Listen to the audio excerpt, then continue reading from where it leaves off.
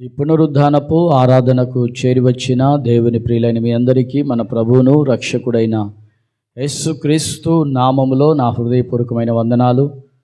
మహిమగల సియోనులో నుండి ఆయన మహిమగల ప్రత్యక్షత గల వాక్కులను దేవుడు మన కొరకై సిద్ధపరిచి మనలను ఆశీర్వదించునుగాక. ఆమెన్.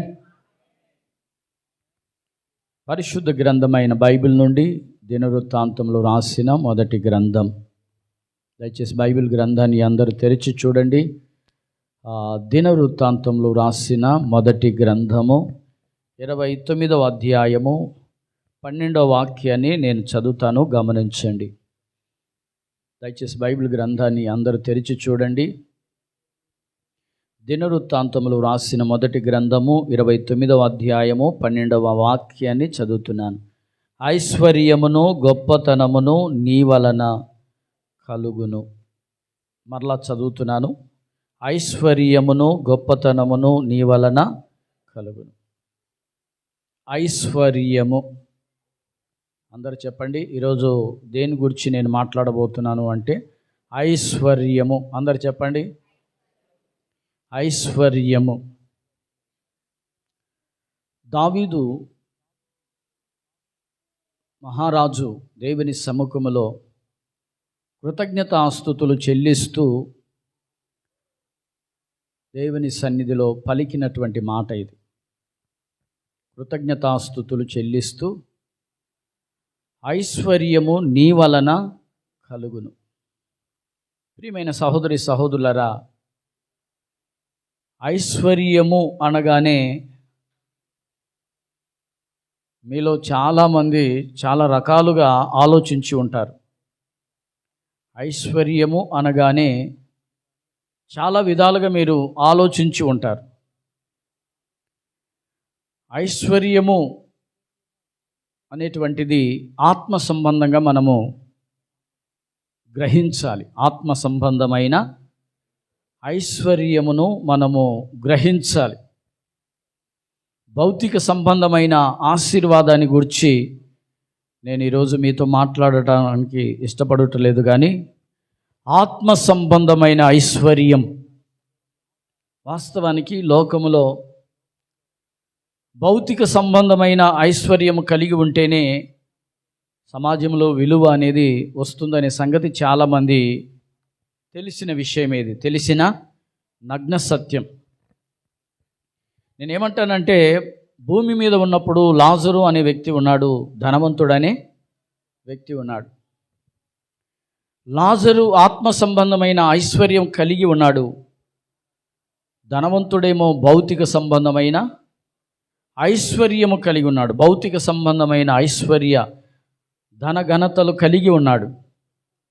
కానీ ఈ భూమి మీద లోక సంబంధమైన ఐశ్వర్యం కలిగిన వారందరూ పరలోకంలో ఉంటారని బైబిల్ గ్రంథం ఏమాత్రము సెలవు ఇవ్వడం లేదు. ఎందుకంటే ధనాపేక్ష సమస్తమైన కీడులకు మూలము. అది ఎన్నో విధాలుగా మనిషిని నడిపిస్తుంది. ధనం ఉంటే ఎన్నో సుఖభోగాలను కోరుకునే జీవితం ఇది. అవును ప్రియులారా, మీరు అందరూ కూడా, కంటికి కనబడే వాళ్ళందరూ కూడా, సుఖభోగాలు ధన ఐశ్వర్యాలు కలిగిన వారందరూ కూడా లోకంలో విలువ ఉంటుంది అని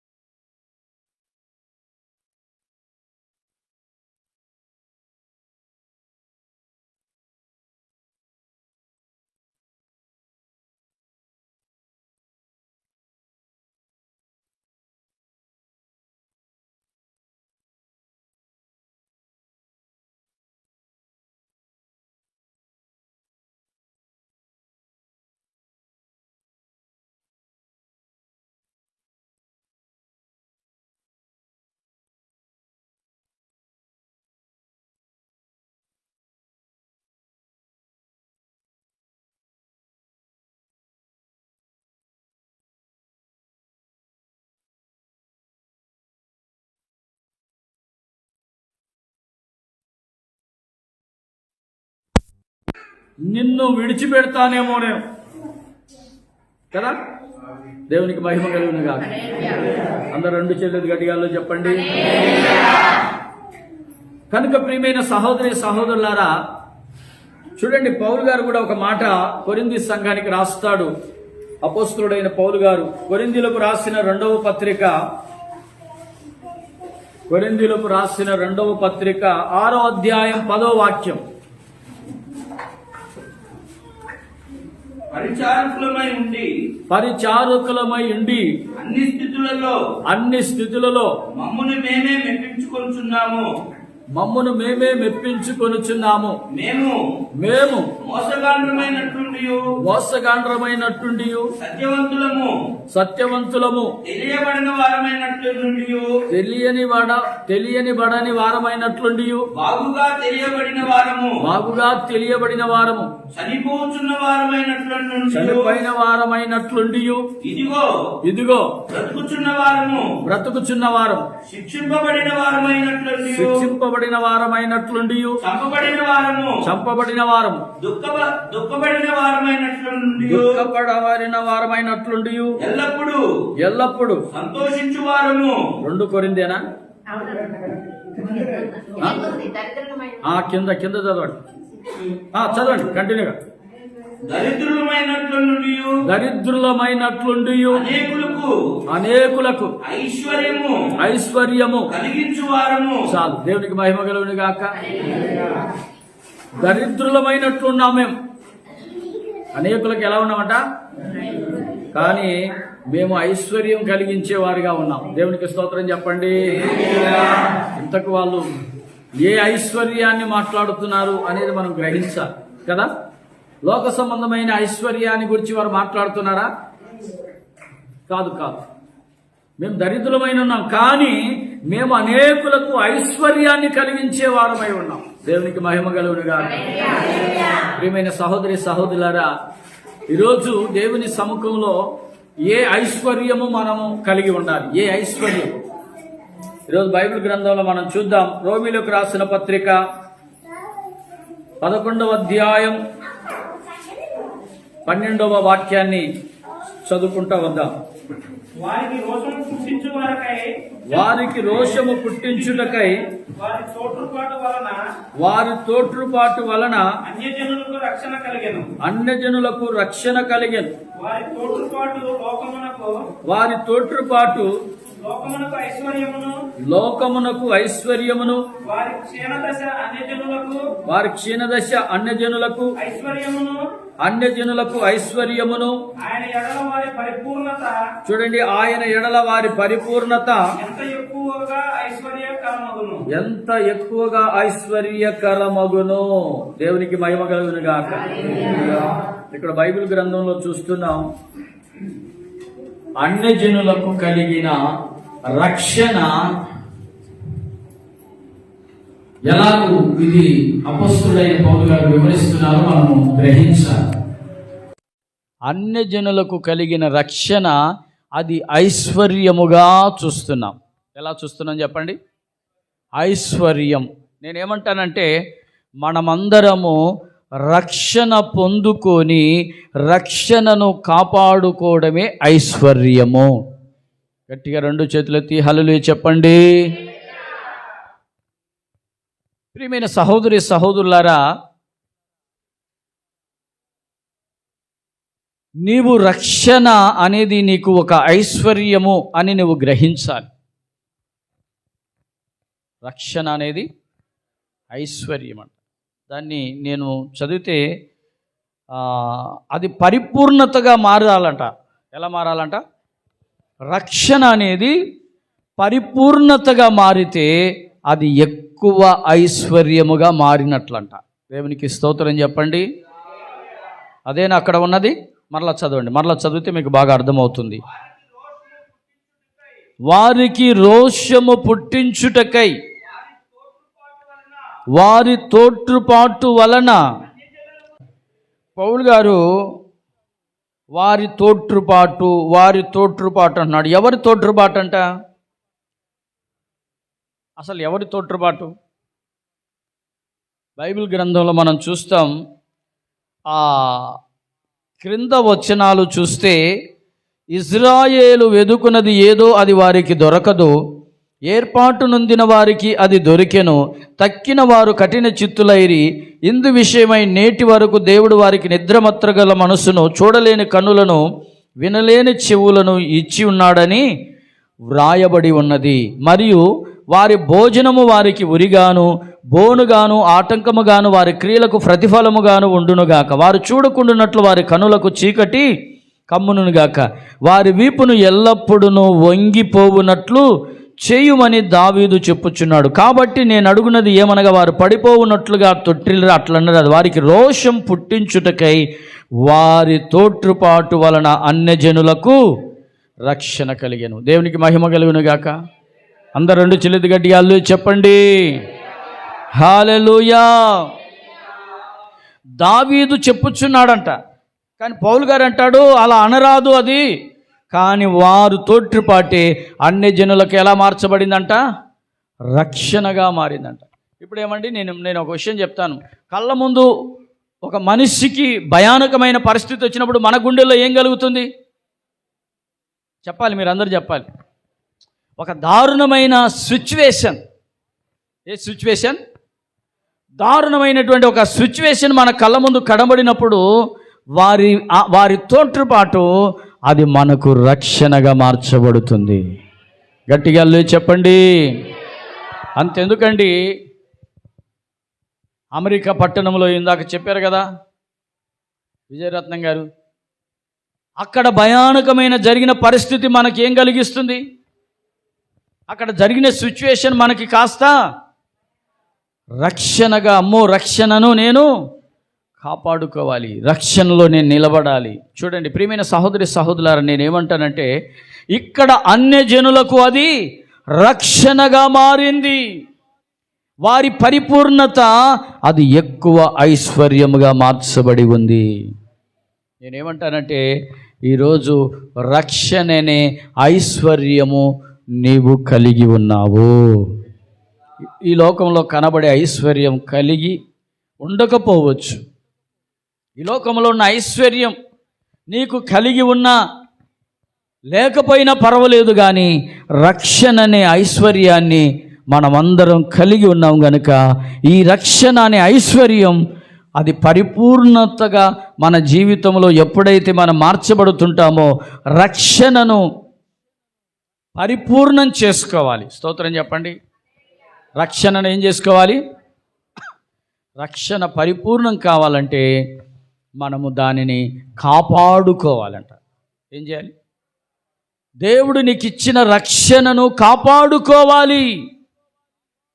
భయముతో వణుకుతో నీకు ఇవ్వబడిన రక్షణను కాపాడుకుంటే అది పరిపూర్ణతగా మారుతుంది, అది నీకు ఎక్కువ ఐశ్వర్యముగా మారుతుంది. ఆమేన్. గట్టిగా చెబుదాం. ప్రియమైన సహోదరి సహోదరులారా, మనం బైబిల్ గ్రంథంలో కాపాడుకున్న వారిని చూస్తాం. తమకివ్వబడిన రక్షణను కాపాడుకున్న వారు బబులోను దేశములో బానిసలుగా చెరగా వెళ్ళినటువంటి యవనస్తులు షడ్రక్ మెషక్ అబేద్నెగోలు వారి దేహములను అపవిత్రపరచుకోకుండా తమ రక్షణను కాపాడుకున్నారు. రెండు చెల్లెది గడ్డియాలు చెప్పండి. ప్రియమైన సహోదరి సహోదరులారా, బబులోను దేశం ఎలాంటిది? ఓ భయంకరమైనటువంటి దయ్యములకు నివాస స్థలమై ఉన్నటువంటి పట్టణం. అది అపవిత్రాత్మకి ఒక పట్టుగా ఉన్న పట్టణం. ప్రకటన గ్రంథంలో ఉంటుంది, అపవిత్రాత్మకు అది ఉనికి పట్టు, ఉనికి పట్టు. స్తోత్రం చెప్పండి. హల్లెలూయా చెప్పండి. చాలామంది ఒక రోగానికి ఎక్కడ అది ఉనికి పట్టో డాక్టర్లు గ్రహించి దాన్ని ఆధారం చేసుకొని ట్రీట్మెంట్ చేయడానికి ప్రయత్నిస్తారు. అవునా? సగం చదివి సగం తెలియకపోతే ఎక్కడ ఉనికి పట్టో తెలియదు, గుండె జబ్బుకు ఏది ప్రాబ్లమో తెలియదు, ట్యాబ్లెట్లు వేస్తూ ఉంటారు. ఓకే, ఆ గుండె జబ్బు అనేది ఎందుకు వస్తుంది, హార్ట్ అటాక్ అనేది ఎందుకు వస్తుంది అనేది గ్రహించాలి. దేవునికి స్తోత్రం.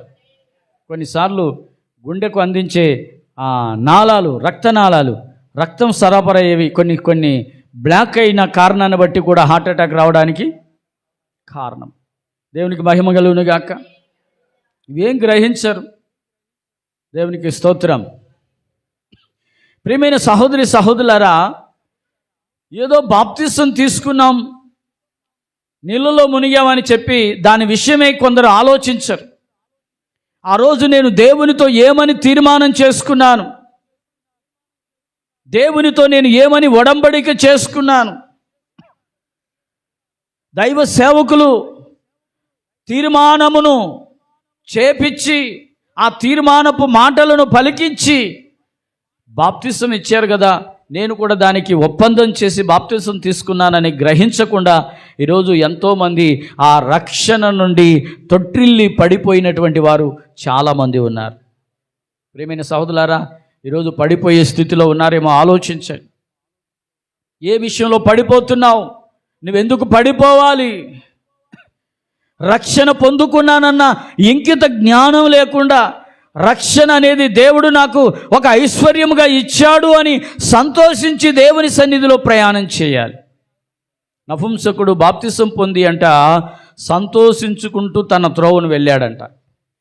ఎలా వెళ్ళాడంట? సంతోషించుచు తన త్రోవను వెళ్ళిపోయాడు. అంటే ఎందుకు సంతోషించాడో తెలుసా? నేను రక్షణ పొందుకున్నాను, రక్షణని ఐశ్వర్యాన్ని నేను పొందుకున్నాను, అందుకే తను సంతోషించుచు తన త్రోవను వెళ్ళిపోయినట్లుగా చూస్తున్నాం. రక్షణ అనే సంతోషం నీలో ఉందా? అందుకే కీర్తనకారుడు అంటాడు, నీ రక్షణ ఆనందం నాకు మరలా పుట్టించు. అంటే తను రక్షణ అనే ఐశ్వర్యాన్ని పోగొట్టుకున్నాడు.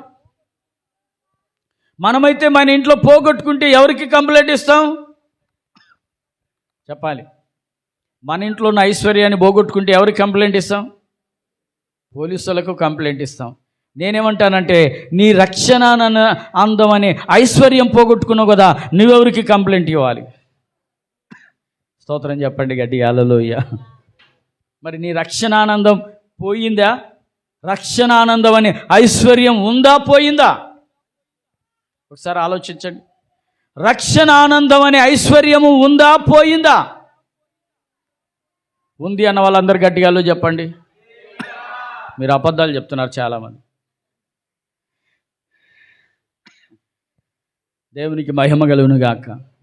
నువ్వు ఎప్పుడైతే దేవునికి ఆయాసకరంగా మాట్లాడతావో నీ నుండి రక్షణ అనే ఆనందం, ఎప్పుడైతే నువ్వు సినిమాలు చూస్తావో, ఎప్పుడైతే సీరియళ్ళు చూస్తావో, అప్పుడే నీలో నుండి రక్షణ ఆనందం పోయింది. హల్లెలూయా. ఎప్పుడైతే పబ్జీ గేములు ఆడుతున్నావో అప్పుడే రక్షణ ఆనందం పోయింది. ఏ గేములు? పబ్జీ గేములని ఈరోజు పిల్లలు ఎంతోమంది దానికి బానిసలుగా మారి ఉన్నారు. ఒకసారి ఆలోచించండి. దేవుడు నిన్ను ఆశీర్వదించడానికి నీ రక్షణ ఆనందాన్ని కాపాడుకోవాలి.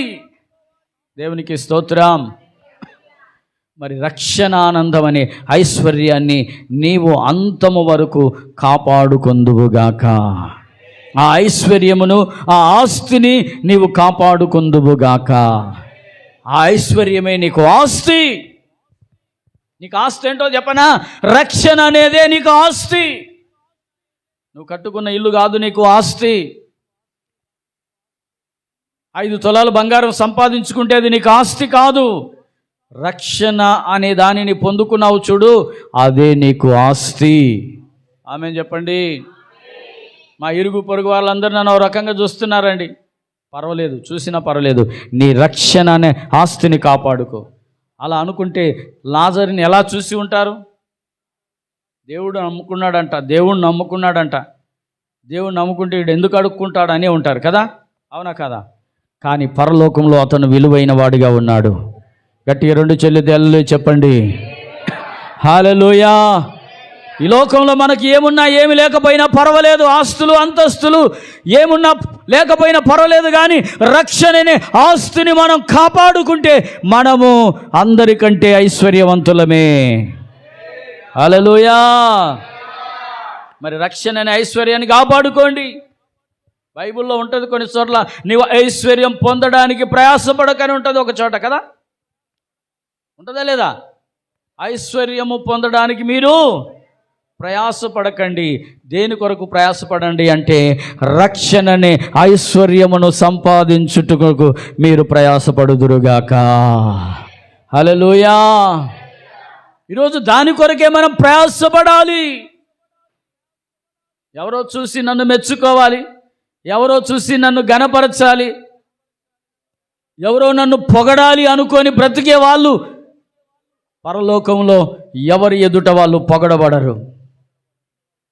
హల్లెలూయా చెప్పండి. దేవుడు నిన్ను మెచ్చుకోదగిన జీవితము నీవు చెయ్యుదువుగాక. ఎవరు మెచ్చుకోవాలి? దేవుడు మెచ్చుకోవాలి. దేవుని వలన నీవు మెప్పు పొందాలి. మనుషుల వలన మెప్పు పొందువాడు పరలోకములో మెప్పు పొందడు. చాలామంది మనుషుల మెప్పు కొరకు కోరుకుంటూ ఉంటారు. ఈరోజు ఒక కారు ఉంటే మెప్పు ఉంటారు కదా, ఈరోజు ఒక మంచి ఇల్లుంటే మెప్పు, ఇవన్నీ ఉంటే మెప్పు అని, ఇదే మనకు ఘనత, ఇదే మెప్పు అని మనం అనుకుంటే మనం మోసపోయినట్లే, మనం మోసం చేసుకున్నట్లే, అక్కడే తప్పు వేసినట్లే, అక్కడే మనము తప్పటడుగు వేసినట్లే. అమ్మా ఐశ్వర్యం లోకం కనపరుస్తుందేమో, కానీ దేవుని ఎదుట నీ ఒకరోజు నిలబడలేవు. రక్షణ అనే ఐశ్వర్యాన్ని ఎవరైతే పొందుకొని దాన్ని కాపాడుకుంటారో వారే ఒకరోజు పరలోకములో దేవుని ఎదుట నిలబడబోతున్నారు. హల్లెలూయా, హల్లెలూయా. మీ ఒంట్లో నగలు లేకపోయినా బాధపడకండి, నక్లిస్ లేకపోయినా బాధపడకండి, నడుముకు వడ్డానం లేకపోయినా బాధపడకండి, కాళ్ళకు పట్టీలు లేకపోయినా బాధపడకండి, చేతులకు గాజులు లేకపోయినా, ఉంగరాలు లేకపోయినా బాధపడకండి, గోల్డ్ వాచ్లు లేకపోయినా బాధపడకండి, ఏమీ లేకపోయినా బాధపడకండి. రక్షణనే ఐశ్వర్యాన్ని నీవు కలిగి ఉన్నావా లేదా? గట్టిగా చెప్పండి. ఏ ఐశ్వర్యం? నువ్వు రక్షణను కాపాడుకుంటున్నావా? అనుదినము నీ రక్షణ విషయంలో ఆలోచిస్తున్నావా? నీ రక్షణ విషయంలో అనుదినము నీవు కాపాడుకొని అనుదినము దానిని నూతన పరుచుకుంటూ దానిని కాపాడుకుంటున్నావా? మన దగ్గర ఉన్న బంగారం పాతబడింది అనుకోండి, అప్పుడు వెళ్ళి మళ్ళీ దాన్ని ఏం చేస్తాం? మెరుగుపెట్టి నూతన పరుచుకొని దాని మీద అది ఏమంటారు, దానికి సంబంధించిన కోటింగ్ ఓకే, దాన్ని కడుగుతారుగా, శుభ్రం చేస్తారుగా, దాన్ని ఏమంటారు? దాన్ని బైబిల్లో ఏదో రాయబడింది దాని గురించి, మస్టు తీసివేయబడటం. దేవునికి మహిమ కలుగును గాక. మరి మన రక్షణకున్న ఎప్పుడైనా మురికి పడితే మన రక్షణ విషయంలో ఏం చేయాలి? దానికి పట్టిన మస్టు వదలాలి. ముందు ఒక రకమైన యాసిడ్ ఉంటుంది, ఆ యాసిడ్ పోయబడితే ఆ మురికి అంతా వదిలిపోతుంది. నేనంటాను, యేసు రక్తం నీ మీద పోయబడునుగాక, వాక్యమనే ఉదక స్నానం చేయబడుదువుగాక, అప్పుడే నీ రక్షణను నీవు కాపాడుకొనగలవు. ఈరోజు ఈ దినం పశ్చాత్తాపడాలి. ప్రభువా, నా రక్షణ నేను పోగొట్టుకున్నానా? నా రక్షణ విషయంలో ఎక్కడైనా మురికి పట్టిందా? నా రక్షణ విషయంలో ఎక్కడైనా మస్టు పట్టిందా? నా రక్షణకున్న తగరమంతయు మురికంతయు తీసివేయండి. దేవునికి మహిమ కలుగును గాక. ఈరోజు ఎంతో మీరు భయంతో వణుకుతో సొంత రక్షణను కాపాడుకోవాలి. ఆషామాషిగా బ్రతకకూడదు. ఈ లోకంలో ఆషామాషిగా బ్రతకడం బాగా కొందరికి అలవాటు అయిపోయింది. బైబిల్ పట్టుకోవడం, ముసుకేసుకోవడం, కానుక పెట్టా ఉంటే గల్లుమని అనిపించడం. స్తోత్రం చెప్పండి. ఇదే భక్తి, ఇదే పరలోకానికి అనుకుంటున్నారు. చాలా పొరపాటే. దేవునికి స్తోత్రం చెప్పండి. రెండు చెల్లెది గట్టిగాళ్ళు చెప్పండి. హల్లెలూయా, హల్లెలూయా. కొందరు గల్లుమని కూడా అనిపించకుండా వెళ్ళిపోతూ ఉంటారు. స్తోత్రం చెప్పండి. ఈరోజు దేవుని సన్నిధిలో ఆలోచించండి. మీ రక్షణ విషయంలో మీరు కాపాడుకోండి. ఎవరికి సొంతం కాదు ఇది. ఈ లోకం ఎవరికి సొంతం? ఎవరికైనా సొంతమా?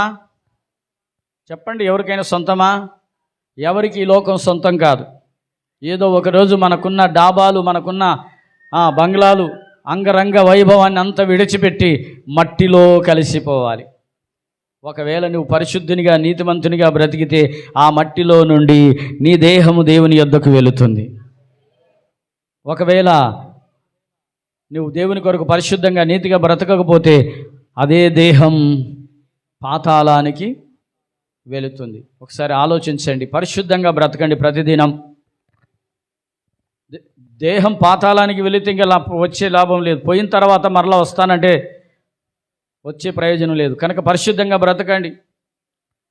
ఎవరి భక్తిని వాళ్ళు కాపాడుకోండి. ఎవరినో నువ్వేం కాపాడలేవు. స్తోత్రం చెప్పండి. చాలామంది ఏదో పెద్ద బిల్డప్ ఇస్తుంటారు వీళ్ళు కాపాడినట్టు. ఏమా మీరు కాపాడతారా? మీ పిల్లల్ని మీరు కాపాడతారా? మీ భర్తను మీరు కాపాడతారా? స్తోత్రం చెప్పండి. కొద్దిగా గట్టిగా అల్లు చెప్పండి. రెండు చెల్లిది అల్లు చెప్పండి. నువ్వు చూసి నువ్వు ఎంతసేపు కాపాడుతావు? ఎవరి రక్షణ వాళ్ళు కాపాడుకోండి అంతే. ఎవరి కోసం ఎవరు తపన పడొద్దు, ఎవరి కోసం ఎవరు ఆలోచించొద్దు. ఈ లోకంలో ఉన్నంతవరకు భార్యాభర్తల బంధం. ఈ లోకాన్ని విడిచిపెట్టిపోతే ఎవరికి భార్య ఎవరికి భర్త పరలోకంలో ఉండరంట. మీకు తెలుసా సంగతి? గట్టిగా అల్లు చెప్పండి. ఇక్కడే అక్కా చెల్లెళ్ళు, ఇక్కడ వరకు అక్కా చెల్లెల బంధం, భార్యాభర్తల బంధం, పిల్లల బంధం. కానీ అక్కడికి వెళ్తే అందరూ దేవతల వలె ఉంటారంట. గట్టిగా రెండు చెల్లెది అల్లు చెప్పండి. కాపాడుకోండి. కాస్త యవనస్తులైన పిల్లలే అదుపు పట్టలేకపోతున్నాం. విశ్వాసంతో కాపాడుకోండి. ఉపవాసం ఉండండి. కన్నీరు విడిచి ప్రార్థన చేసుకోండి. మీ రక్షణను కాపాడుకోండి. యవనస్తులైన పిల్లలే కాస్త గట్టిగా అల్లు చెప్పండి. సంతోషంగా చెప్పండి. హల్లెలూయా అంటున్నారా? యవనస్తులైన పిల్లలు కొందరు సెల్ ఫోన్లకు బానిస అయిపోయారు. అదే భారీ అయిపోయింది వాళ్ళకి.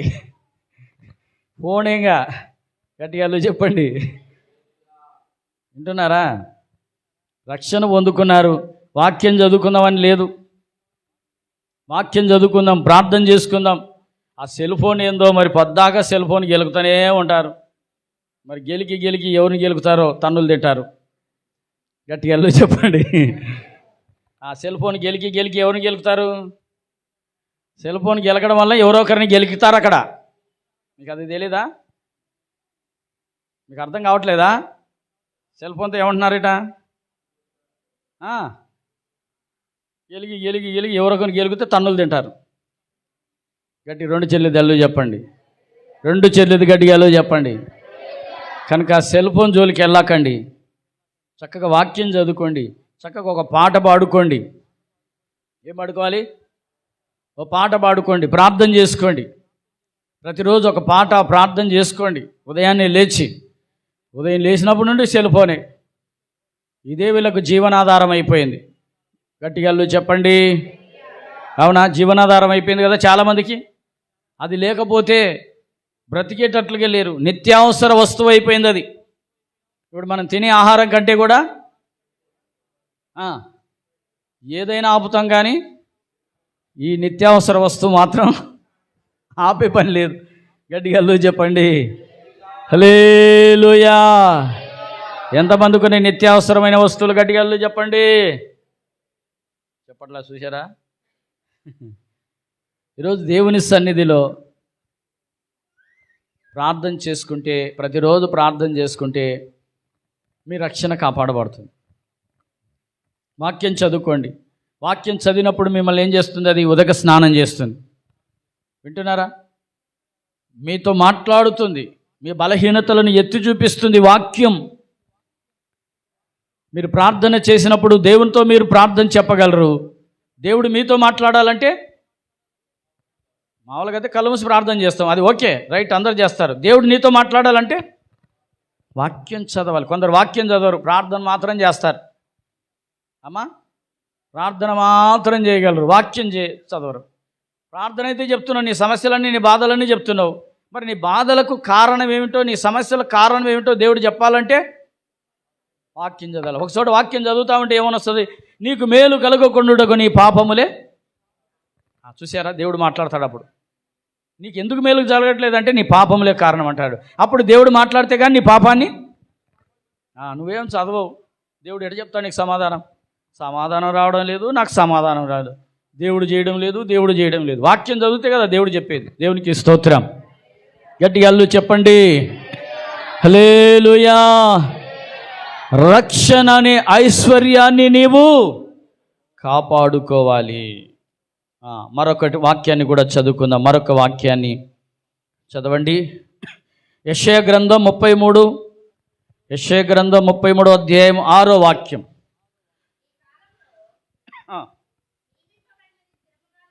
ఉమ్, ఉమ్,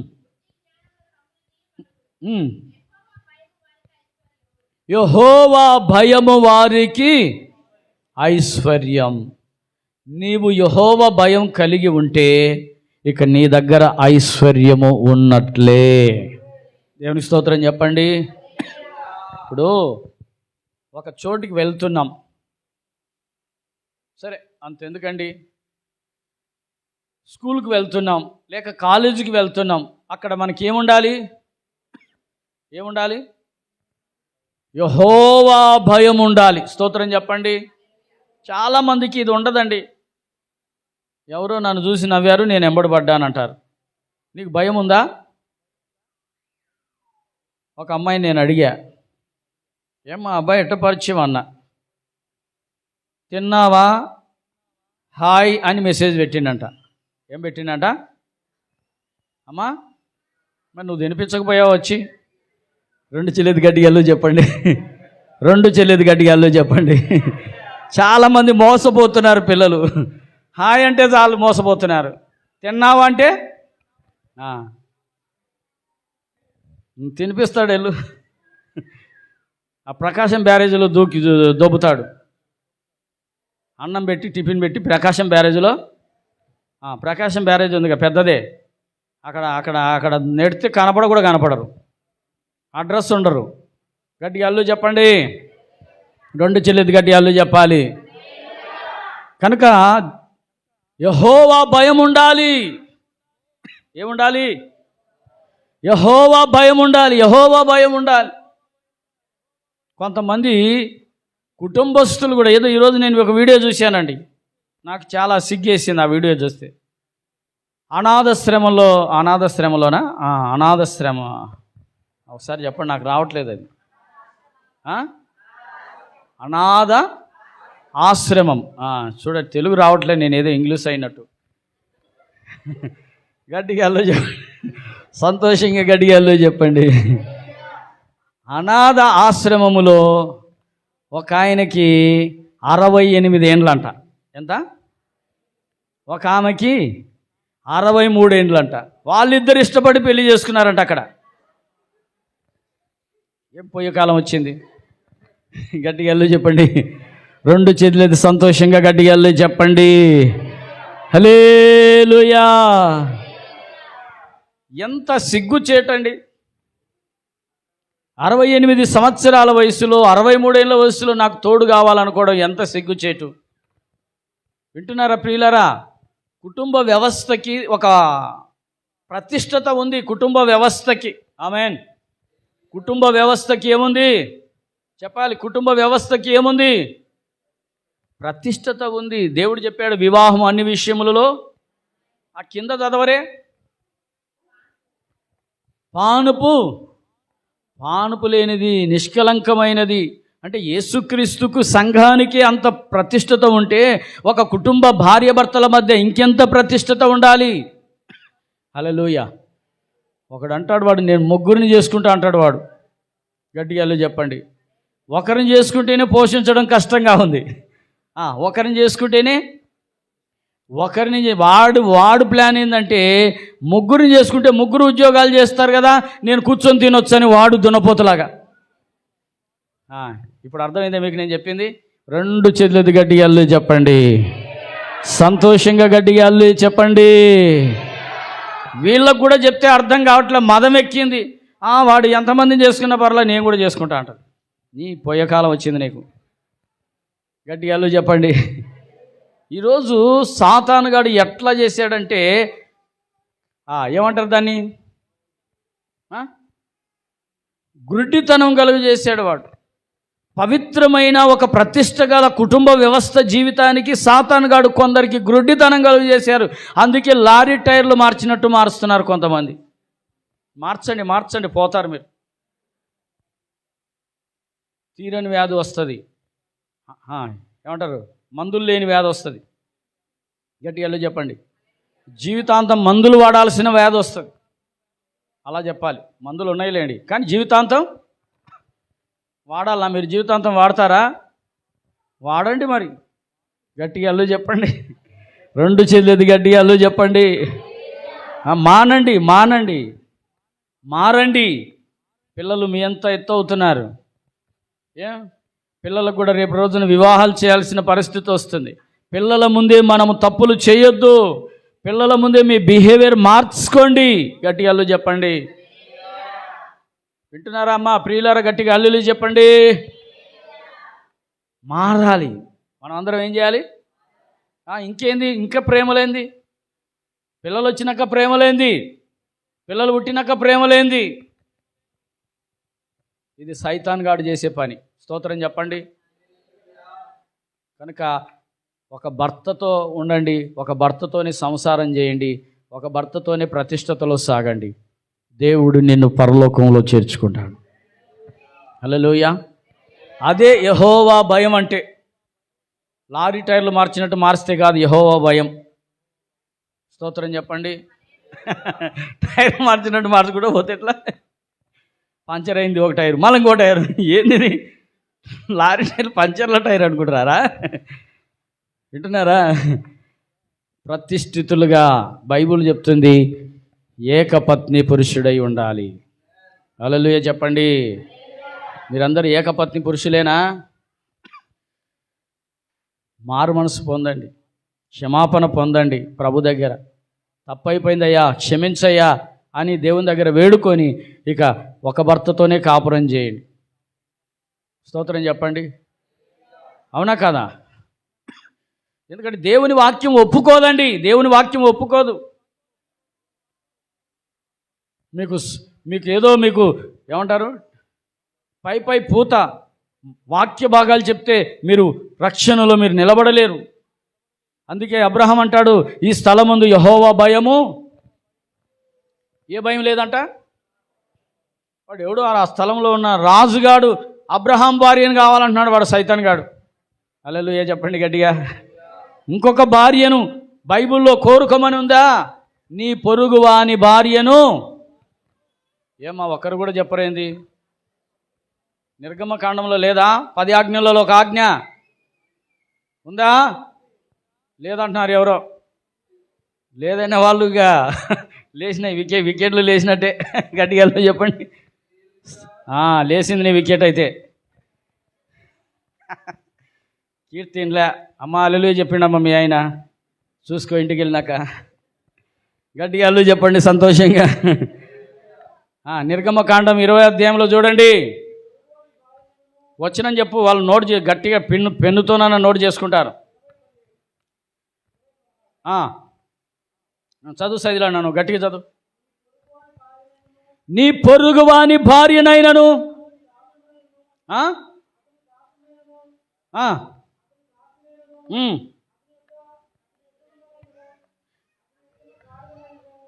అవన్నీ వద్దులే. నీ పొరుగువాని భార్యని ఆశించకూడదు. ఇంకా గాడిదలు ఆడున్నాయి, ఇప్పుడు గాడిదలు లేవులే. గట్టిగా హల్లెలూయా చెప్పండి అమ్మా. సంతోషంగా గట్టిగా హల్లెలూయా చెప్పండి. చెప్పండి. స్త్రీలకు కూడా చదవండి అమ్మా ఒకరు. దాన్ని మీరు ఇంకో రకంగా మార్చి చదవాలి. అది నీ పొరుగువారి అలా చదవాలి మీరు. అలా చదవకపోతే ఇంకో రూట్లో పోతారు. చదవండి చదవండి. అది నీ పొరుగుదాని అనండి. అదే పొరుగువాడు కాదు, వాడు కాదు కదా. అక్కడ వాడని ఎట్టంటాం మనం? నీ పొరుగుదాని భర్తనైనను నీవు ఆశింపకూడదు. గట్టిగా చెప్పండి. ఇదే దేవుని భయం కలిగి ఉండడం అంటే. స్తోత్రం చెప్పండి. అక్కడ అదే కదా, ఈ స్థలమందు దేవునికి భయం లేదు. ఈ రాజుగాడు ఎట్ట పొరుగువాని భార్యను ఆశిస్తాడు? పొరుగువాని భార్యను ఆశిస్తున్నాడంటే ఏమి లేనట్టు అక్కడ. ఈ స్థలమందు దేవుని భయము లేదు. ఇక్కడ కూడా చాలామంది దేవుని భయం లేని వాళ్ళు ఉన్నారేమో నాకు తెలియదు. దేవుడు మాట్లాడుతున్నాడు. ఈరోజు నుంచి మీ జీవితాలు మార్చుకుందురుగాక. హల్లెలూయా. భర్త చచ్చిపోయినప్పుడు ఒక ఆమె ఎన్ని సంవత్సరాలు విధవరాలుగా ఉంది అమ్మా? 84 సంవత్సరాలు విధవరాలుగా ఉంది. విమోచకుడైన సజీవుని కొరకు ఆమె ఎదురు చూస్తుంది. ఆమె చెప్పండి. ఎన్ని సంవత్సరాలు? 7 సంవత్సరాలే కాపురం చేసింది అమ్మా ఆమె. అందరూ అన్నీ ఉంటారు నాకు తెలిసి. అమ్మా 7 సంవత్సరాలు ఏదో కాపురం చేసింది. తల్లి చేసుకో, మ్యారేజ్ ఇంకెందుకు, నువ్వు ఇంకా వయసు ఉంది. ఏముంది? వయసు ఉందమ్మా, సుఖం అనుభవించాల్సిన వయసు ఉంది తల్లి, పెళ్లి చేసుకొనిటారు నాకు తెలిసి. కానీ ఆమె మాత్రం ఒప్పుకోలేదు. ఒక భర్తతోనే సంసారం చేసి సజీవుడైన విమోచకుని కొరకు 84 సంవత్సరాలు దేవుని సన్నిధిలో రేయింబవలు ఉపవాస ప్రార్థన చేసి కనిపెట్టింది. ఎత్తండి గట్టిగా, అల్లు చెప్పండి. మీకోసం చెప్పొద్దులే, ఆమె కోసం చెప్పండి. గట్టిగా అల్లు చెప్పండి. ఆమె కోసం చెప్పాలి మనం అందరం కదా. చెప్పాలన్నా వద్దా? ఆమె కోసం చెబుదాం మనం. ఈరోజు మీరు కూడా అలాంటి స్త్రీలుగా బ్రతకాలి. ఒకవేళ జరగవచ్చు, చెప్పలేము అనుకోకుండా. అలా జరిగితే దేవుని కోసం బ్రతకాలి. నా దేవుని కోసం నేను బ్రతకాలి, నా దేవుడి కోసమే నా జీవితం అర్పించబడాలి. ఉపవాసాలు ఉందంట, రేయింబవలు. ఎలా ఉందంటమ్మా ఆమె? చెప్పాలి అందరూ. మీరు ఉపవాసాలు ఉంటే ఎవరి కోసం బ్రతుకుతారు? దేవుని కోసమే బ్రతుకుతారు.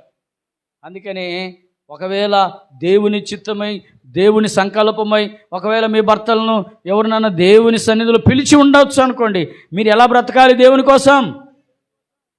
అమ్మా, దేవుడి కోసం బ్రతకండి. పాపం ఇంకొక ఆమెకు భర్త అయి ఉంటాడు ఆయన. అవునా? ఇంకొక ఆమెకు భర్త అయి ఉంటాడు. ఆయనని వీళ్ళు లైన్ చేసి ఉంటారు. మరి ఆమె జీవితం ఏం కావాలా? అసలు ఆమె జీవితం ఏం కావాలి? ఆమె జీవితం నువ్వు నాశనం చేసినట్ట కదా. దానికి తీర్పు ఉందా లేదా? చెప్పట్లా మీరు ఎవరు? గట్టిగా చెప్పండి. ఒకవేళ ఆయనకి భర్త చచ్చిపోయి ఉంటే, వింటున్నారా? పౌలు గారు అన్న మాట చెప్తున్నా.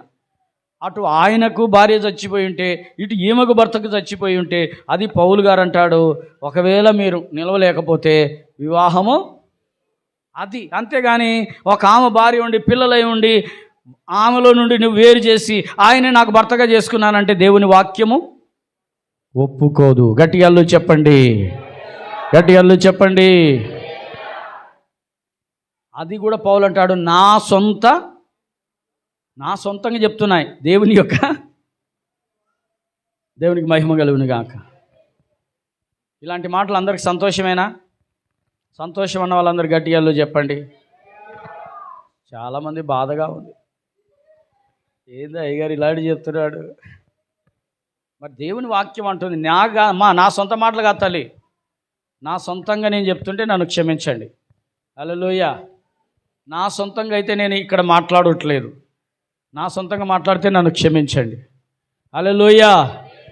ఈరోజు నుంచి మీరు ప్రతిష్టతలో బ్రతకాలి. ఈ సంఘం, పలానా సంఘం ప్రతిష్టంగా ఉన్నారనే పేరు ఈ ప్రాంతంలో రావాలి, ఈ ప్రాంతంలో వినబడాలి. గట్టిగా చెప్పండి. ఈ సంఘంలో ఉన్న యవనస్తులైన పిల్లలు ఒక నిప్పులాగా దేవుని సన్నిధిలో ఉండాలి. నిప్పులాగా ఉండమంటే కాల్చి వచ్చేది. వింటున్నారా?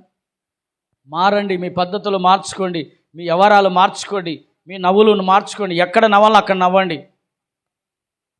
డ్రగ్స్ వేసుకునేవాడు కాడ, తాగినోడు కాడ నవ్వండి. వాడు ఎమ్మడి పడుతుంటాడు. స్తోత్రం చెప్పండి. ఎక్కడ నవ్వాలో అక్కడ నవ్వండి. ఎక్కడ నవ్వకూడదో, నవ్వడం అంటే అన్ని చోట్ల కాదు, నవ్వు దానికి కూడా సామెత చెప్పండి అమ్మా. నవ్వు 4 విధాల చేటంట.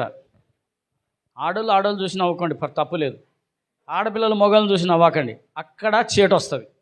హల్లెలూయా చెప్పండి అమ్మా. మిమ్మల్ని మీరు చూసుకొని నవ్వుకోండి, తప్పులేదు.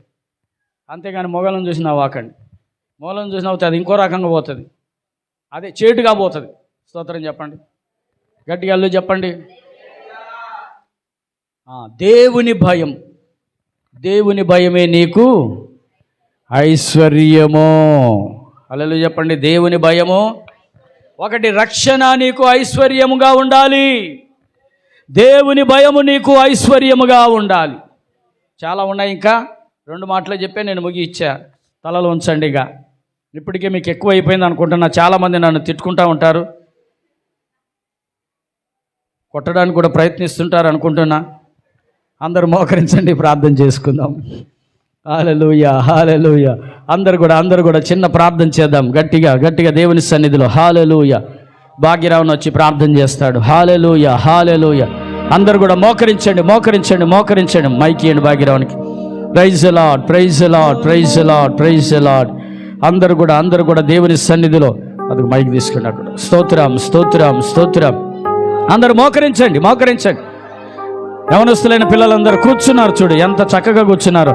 బిర్యానీ పెడతాంలే మీకు, కూర్చోండి అట్టే. మోకరించండి. చక్కగా మోకాళ్ళ మీదకి రండి. ఒక 5 నిమిషాలు మోకాళ్ళ మీదకి రండి. మోకాళ్ళ మీద ప్రార్థన. మోకాళ్ళ మీదకి రండి, సాతానును ఎదిరించగలరు. ప్రార్థనలో నడిపిస్తాడు. స్తోత్రం అయ్యా. దేవా, మీకు స్తోత్రాలు చెల్లిస్తున్నామయ్యా.